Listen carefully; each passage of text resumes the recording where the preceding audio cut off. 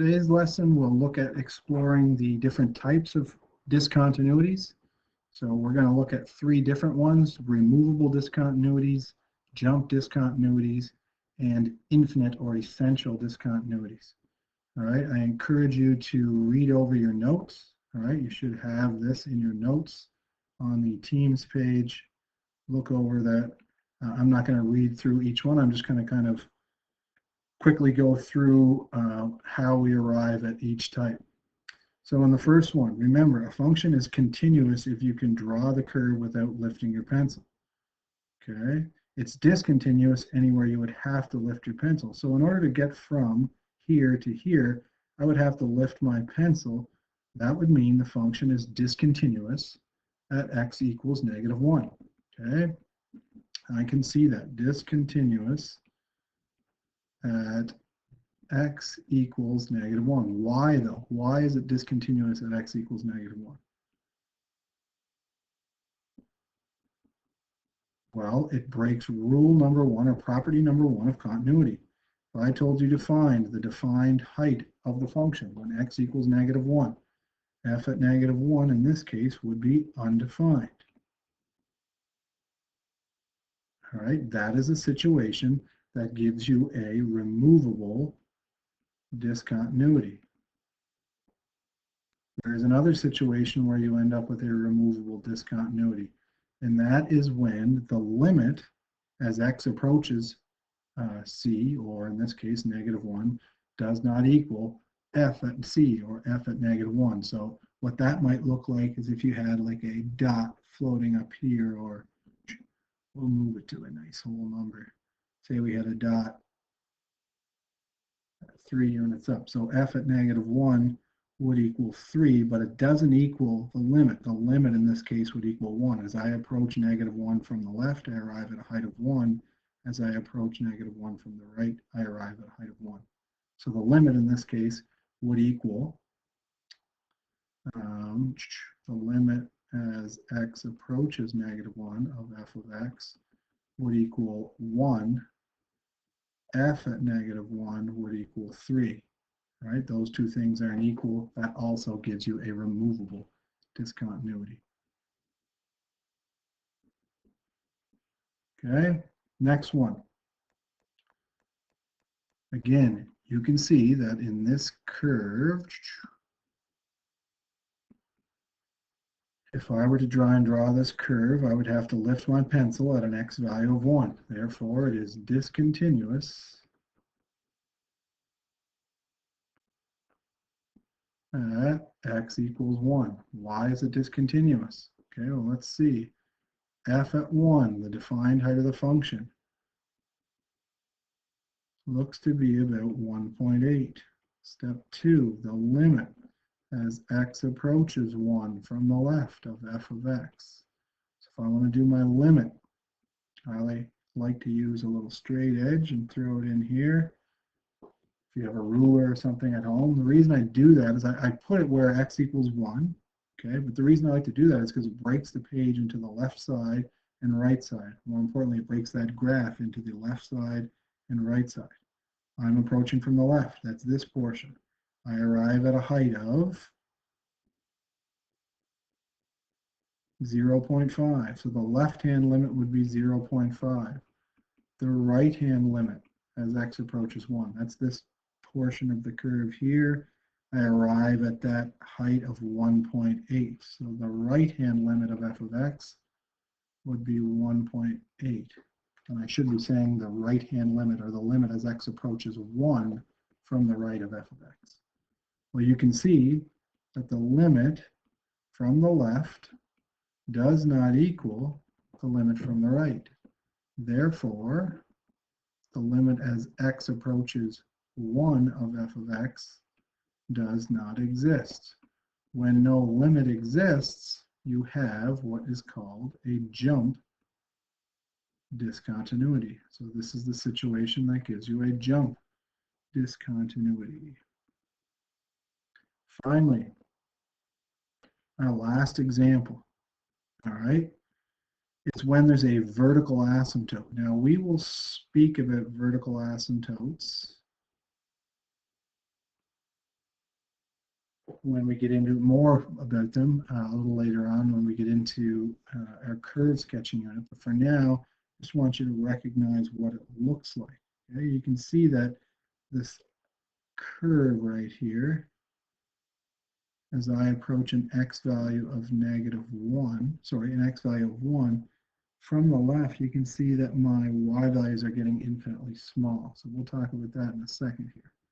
So we can see that it's discontinuous at x equals 1. Again, because in order to draw the curve, I would have to pick my pencil up to get back to this section of the curve. Where did I pick it up? At that x value of 1. Why is it discontinuous? Well, let's see. F at 1. F at 1 is this closed dot, which looks to be about 1.8 units high again. Step 2, the limit as x approaches 1 from the left of f of x equals, let's check this out. As I approach 1 from the left, that's this portion of the curve, you'll notice that that curve, or my y values, are getting smaller and smaller and smaller and smaller. The closer I get to 1, the smaller the y value. They're actually heading towards negative infinity. Now, if your limit, doesn't matter if it's like from the left, from the right, or if it's actually the limit as x approaches 1 of f of x is equal to positive or negative infinity, we have what is called an infinite discontinuity, or an essential discontinuity.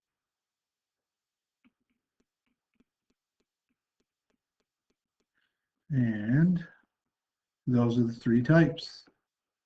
Okay, so not only now will we find where the points of discontinuity are, but we'll name what type of discontinuity it is. So remember, there's removable or a point discontinuity. That's when the function does not exist or it's undefined at that x value, or when the limit does not equal the defined height. There's an infinite discontinuity or an essential discontinuity if your limit is approaching infinity or negative infinity.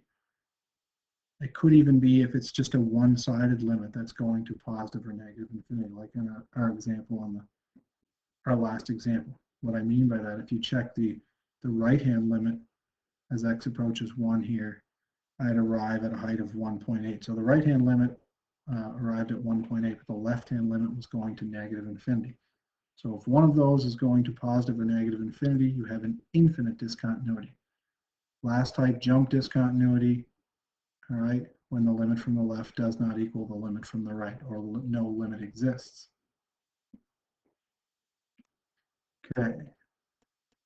We are going to look at this final example. Another piecewise functions the instructions want to explore it for continuity.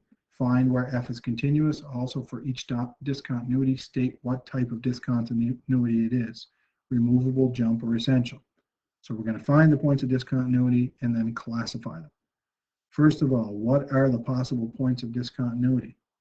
All right, notice there's 3 sections to this curve: a quadratic section, a linear section, and this rational section, which is a cubic function divided by a linear.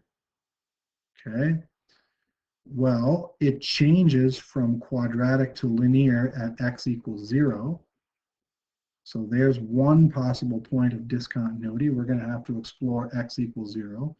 And it goes from linear to this rational section at x equals 2. So I'm actually going to check x equals 2 as well. Remember, I'm checking to see that these x values satisfy all 3 conditions for continuity.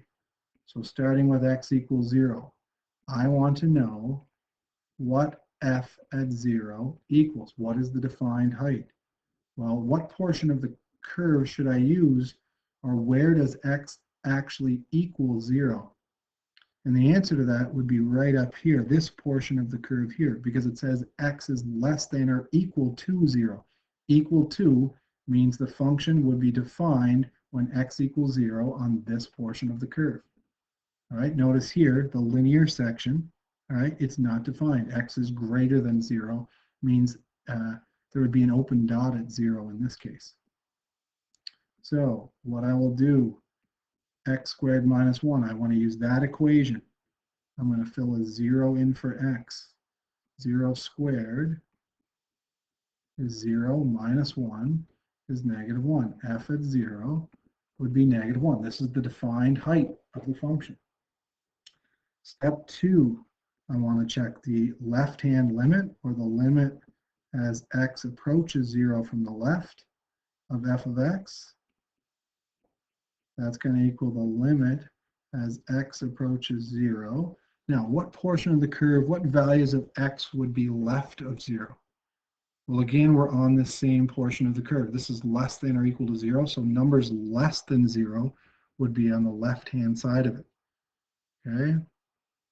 So I'm just going to replace that f of x with this equation right here. Keep in mind this portion of the curve, those would be for the right-hand limit. I'll use those in the next calculation. So I am just going to do some direct substitution. All right. I end up with 0 squared minus 1, which we see over here is equal to negative 1. The left-hand limit would equal negative 1. All right, we will find the right-hand limit, or the limit as x approaches 0 from the right of f of x.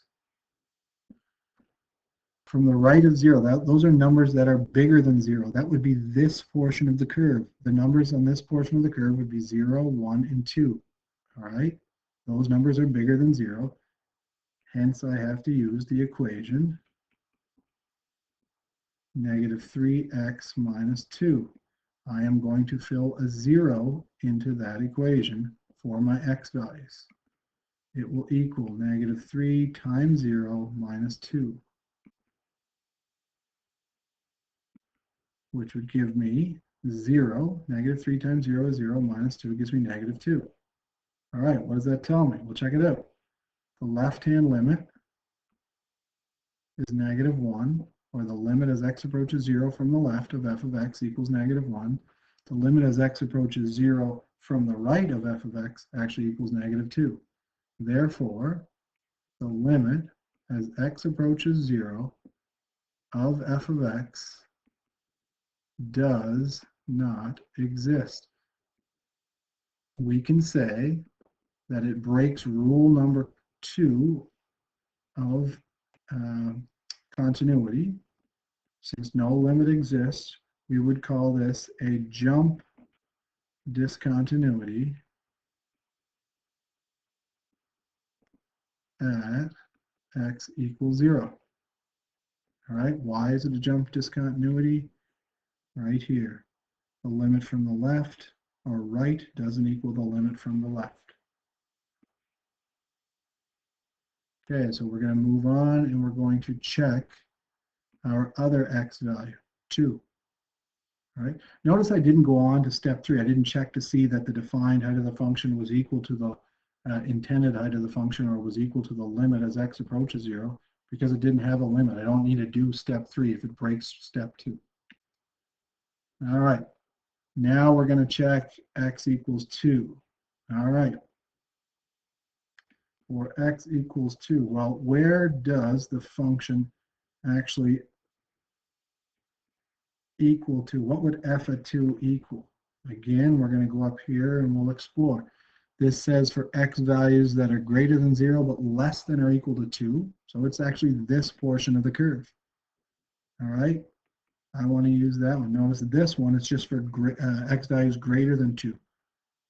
All right, so 2 would not be defined on this interval. So I will replace the x's with a 2.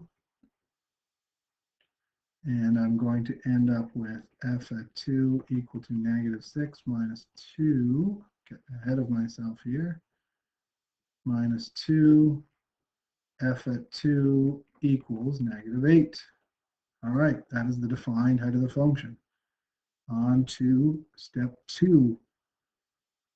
I want to find the limit as x approaches 2 from the left of f of x. Well, again, the left of 2 would be these numbers less than 2. Right, I'm going to look at this portion of the curve again. So I'm going to say the limit as x approaches 2 from the left, and I'm using this portion of the curve. Well, I'll just do some direct substitution, and I'm going to make that equal, it's that same calculation over here. -3 times -2, sorry, times 2 minus 2. So I'm filling a 2 in for x. Gives me -6 minus 2. So -3 times 2 gives me, excuse me, we got froze up there, folks. -6 minus 2 equals -8. So the limit as x approaches 2 from the left of f of x gives me -8. Now let's try the limit as x approaches 2 from the right of f of x. All right, well, from the right of 2, that would be x values that are greater than 2. That would be this portion of the curve right here. So we're going to have the limit as x approaches 2 from the right of, we have this 4x squared minus 2x cubed over x minus 2. All right, if I try direct substitution with this, check this one out.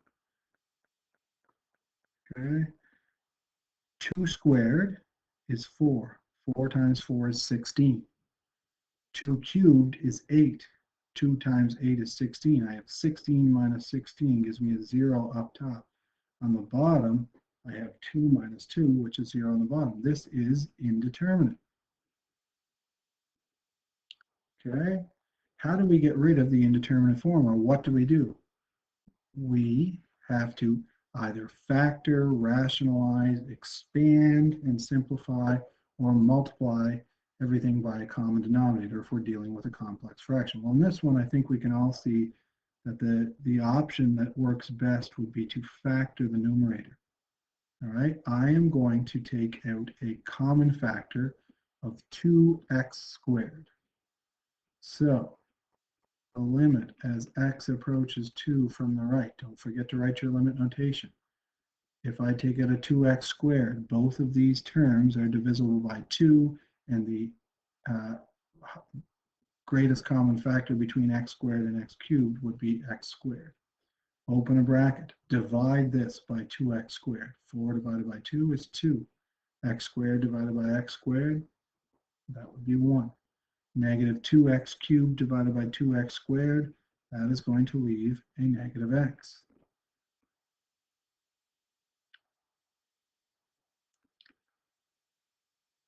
Okay, we talked about this a little bit earlier when we began exploring limits. Notice that I don't have the exact same factor in the numerator and denominator, but I have a 2 minus x and an x minus 2. We can still cancel those out. That's the whole goal of solving an indeterminate limit, is to get something to cancel. Just keep in mind that it would equal a -1. Okay, 2 minus x divided by x minus 2 would leave a -1. Now I'm left with a -2x squared over 1. All right, where did I get the -2x squared? -1 times 2x squared gives me -2x squared. And now that I've gotten rid of the indeterminate form, this is where I can go back to direct substitution. Okay, I am going to fill a 2 in for x. This will equal -2 times 2 squared. 2 squared is 4 times -2 is -8. We can see that the limit as x approaches 2 of f of x is equal to -8. Okay, and we can see that f at 2 also equals -8. So I can say, go on to step 3. Step 3 is to show that or to say that f at 2 is equal to the limit as x approaches 2 of f of x. They both equal -8.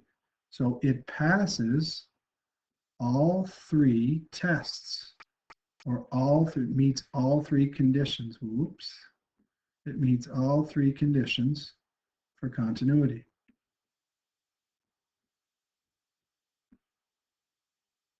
Therefore, we would say the function is continuous at x equals 2. It was discontinuous at x equals 0. It actually had a jump discontinuity. So I'll make these full screen so you can pause it. All right. And your next example, when I was checking an x value of 2, we found that it was continuous. Okay, nice little example because it actually brings back indeterminate limits and combines it with this idea of continuity.